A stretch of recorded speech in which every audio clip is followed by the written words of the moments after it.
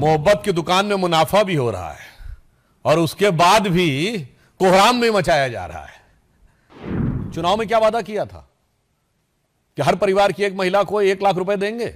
Budget आया, हमारा revenue receipt कितना है? 26,80,000 करोड़। जितने भी आरोपी विदेश में भ्रष्टाचार के आते हैं वो कांग्रेस के ही प्रथम परिवार से कनेक्टेड क्यों आ जाते हैं? ये विदेशी कंपनियों से कौन सा याराना है कि भारत के हर आर्थिक संस्थान के ऊपर कांग्रेस का निशाना है। मोहब्बत की दुकान में मुनाफा भी हो रहा है और उसके बाद भी कोहराम भी मचाया जा रहा है। तो मैं ये कहना चाहता हूं यहां पर एक गंभीर बात देखिए, कांग्रेस ने कितने सिस्टमेटिक तरीके से भारत में अराजकता फैलाने का प्रयास किया। सबसे पहले उन्होंने आरोप किस पे लगाया था? एलआईसी पे। भारत के आम आदमी का सबसे ज्यादा पैसा इंश्योरेंस में किस में लगा है? एलआईसी। तो उन्होंने कहा एलआईसी बर्बाद हो गई। फैक्ट क्या है? एलआईसी ने पिछले तिमाही में 17,000 करोड़ का प्रॉफिट दर्ज किया, जो एलआईसी का ऑल टाइम है। दूसरा उन्होंने किस पे आरोप लगाया? State bank of India.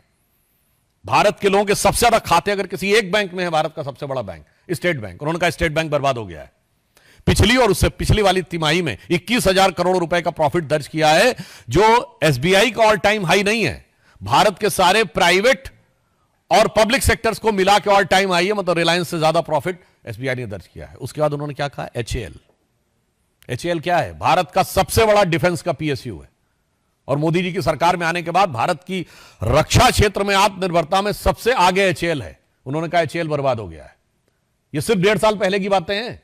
2023-24 HAL का रेवेन्यू 29,000 करोड़ रुपीस है, जो ऑल टाइम हाई है, और 80,000 करोड़ का उनका पाइपलाइन में है। उसके बाद अब सेबी के ऊपर अटैक। तो हमें साफ समझ में आता है कि भारत के हर उस आर्थिक संस्थान के ऊपर आक्रमण है जिसके की द्वारा भारत की आर्थिक शक्ति और आर्थिक संपन्नता उभर कर सामने आती है। और उसके बाद आप याद करिए, चुनाव में क्या वादा किया था कि हर परिवार की एक महिला को 1 लाख रुपए देंगे। कितने परिवार हैं?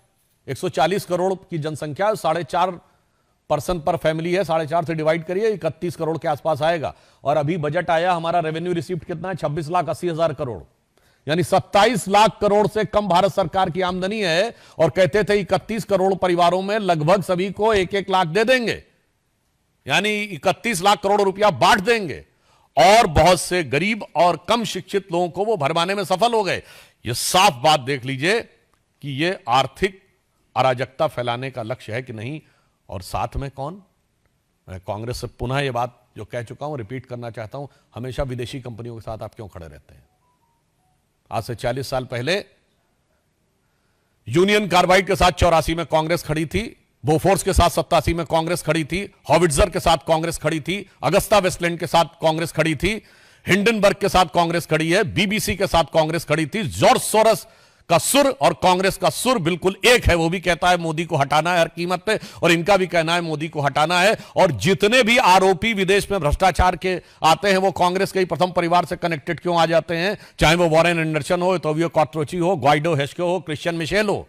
तो मैं कहना चाहता हूं ये विदेशी कंपनियों से कौन सा याराना है कि भारत के हर आर्थिक संस्थान के ऊपर कांग्रेस का निशाना है।